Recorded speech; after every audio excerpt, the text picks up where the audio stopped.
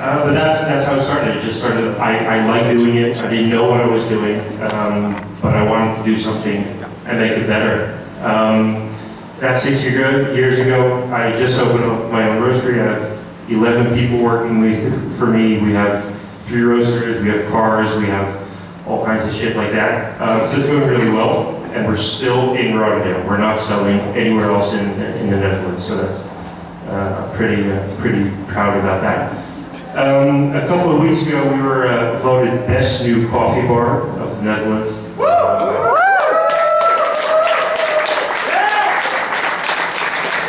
Yeah, that really is fucking cool, actually. Yeah. By Esquire magazine, and that's really cool. That's really what we're focusing on now. Basically, that we're only selling within Rotterdam. We're trying to make the idea bigger than Rotterdam itself, even bigger than Holland. I mean, even we're in Rotterdam, we're never going to get bigger than that, we're never going to go outside, but we want the idea to be worldwide, basically. So, okay. No questions? No, this will be a great time for any question. No. Okay, cool. What makes us cool, I think, is that we, even that we're really small, we import our own beans, we roast them ourselves, and we sell them to our own clients. We have a little over 50 clients now in Rotterdam. And you have to understand the specialty market in Holland, because a lot of you are foreigners, so you might even know what a micro roaster is. Maybe? No?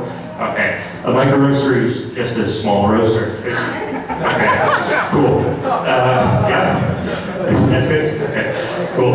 And we were basically the first ones in Rotterdam. You have to understand that 6 years ago we started roasting our own coffee, and I would walk into a restaurant and say, "Hi, I'm Paul." I would be pretty much sweating like I am now and feeling like a dick and stuff like that. So I'd walk in and I said, "Hi, I'm Paul," and I roast my own coffee and I have this brand, and people would be looking at you like, I don't know what you're doing. I don't understand. Are you trying to sell me coffee? Are you trying to sell me Douwe Egberts? Are you trying to sell me Italy? What are you doing? And I'm like, no, I roast it myself. We roast it and we were trying to sell it to you. And I mean, nobody had it was really hard. We had like 3 clients for the first year, and I was working out of my car and working at nights in restaurants still and stuff like that.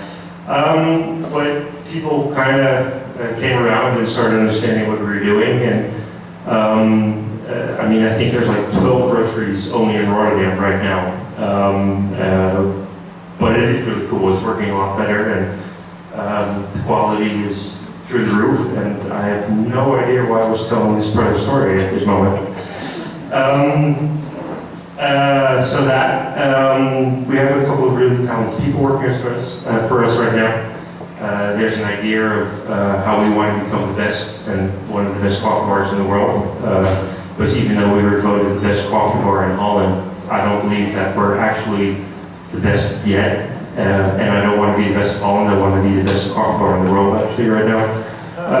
So we're really big on bringing quality into our home. We're looking for new baristas and new roasters in London right now.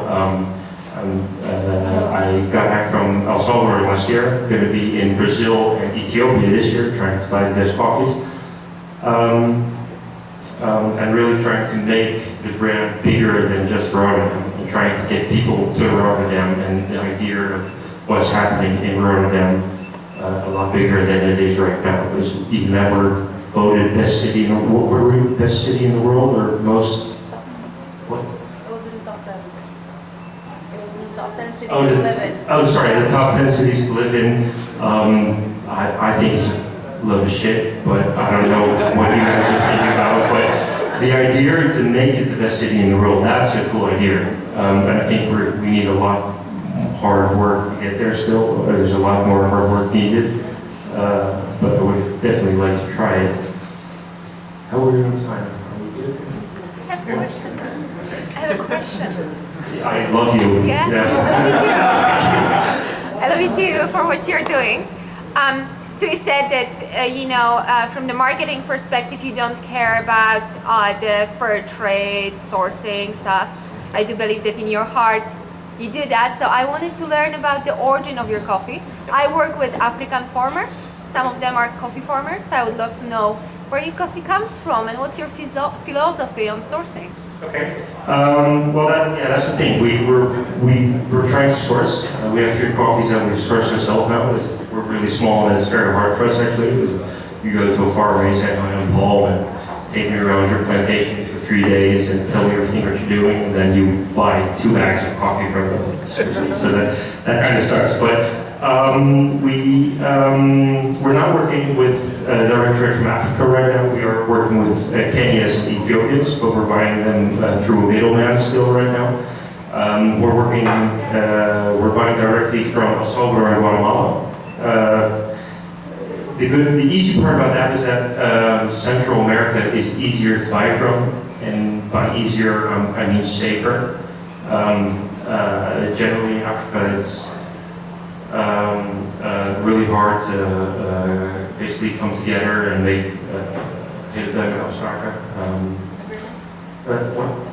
agreements, good and clear. Good contracts, I guess. And it's very possible. Just you have to know the regions and know what you're doing, you know who you're talking to, and it takes a lot of groundwork. And we're definitely trying it. That's why I'm going there in December. But it's just not that easy. And Central America is a lot easier to get started in basically. So yeah, we're working with 2 El Salvadors this year and 1 Guatemala. The El Salvadors are totally biological. There's not one pesticide or anything used like that. And in Guatemala, that's actually the weird story. This is somebody who, Rudolf Steiner and the Waldorf School and from that. Okay, well, I'm a kid from the Waldorf School, and you can see it on my Facebook page. And so I was going to Guatemala, and this farmer, actually, this woman, she looked up she looked me up on Facebook actually. So she had seen that I had been to the Waldorf School. So I landed there, and I've been in the plane for 14 hours or something like that. And she picked me up from the airport, and the nicest woman in the world. And so she wants to talk to me about his philosophy in the Waldorf School and etc. But she's so big in coffee and so big in her plantation, and she's so aware of what's happening around her. I mean, she literally is looking at the moon when she picks her coffee. I mean, she's totally Anthroposophical. Anthroposophical, that's it. But the big problem in South America and Middle America right now is actually the roja. It's a rust of a red rust on the leaves, and that's why actually the coffee price has been going up for the last 3 years. You guys have noticed, but it's true. And she actually just started using pesticides 2 years ago. She came to the choice. I mean, this is a woman who sleeps in her plantation, who is there 7 days a week. I mean, she has that idea that her plants have feelings and shit like that, basically. So it was a really hard choice for her. She had to say, all right, am I going to use pesticides or not? She's totally biological. I mean, it was insane, the stuff that she was doing. I seriously believe she talks to her plants. I'm not kidding. And she started using pesticides 2 years ago, but there was no other way for her to make it. I mean, she was going to lose the plantation, or she was going to use pesticides. And in an instance like this, all right, so this coffee isn't biological, but I do support her in her way of thinking and getting shit done. So I would gladly keep on working with her instead of a real biological farmer in that sense. Is your question by any chance answered right now? Yeah. Yeah? Okay, cool. Very much. Thank you. Okay, great. Any other questions? Okay. Do you talk to your coffee beans? No, I'm too nothing. And can someone out of Rotterdam look at your coffee? How does that work? Yeah. Yes, they can. Actually, so everything I've been telling you was a lie. No, we have a website, and mean, we're really trying to market the Rotterdam story. So we do want to make it possible for people outside Rotterdam to order our coffee. So if you order it via the web shop, you can order the coffee. It's just small quantities and it's really overpriced and shit like that. So no, we are doing that. But if you have a restaurant or a bar or anything like that, you're not going to get it. It's just that simple. We could have been, I think, twice as big as we are right now if we would have sold in Amsterdam and Utrecht and The Hague and stuff like that. And we're also kind of lazy. We just don't want to be in the car driving to these cities and stuff like that. So this works better for us, basically. Especially in Amsterdam. What's that? Especially not in Amsterdam. Especially us, the shit football club and stuff like that. All right. Any more questions? Is this like satisfying for you guys, Yes. or is this what we're looking for? Okay, cool. All right. Hey, can we get your coffee here? I don't know, not yet, I think, but maybe next week. Shameless plug. No. Okay, but that will be corrected. Shit,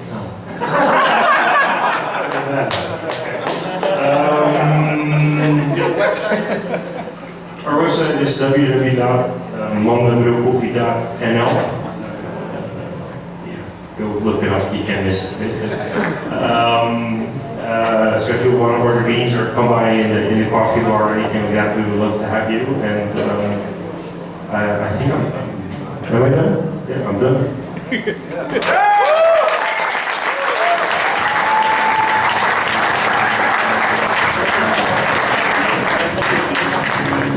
Give it up once more for our coffee nerd.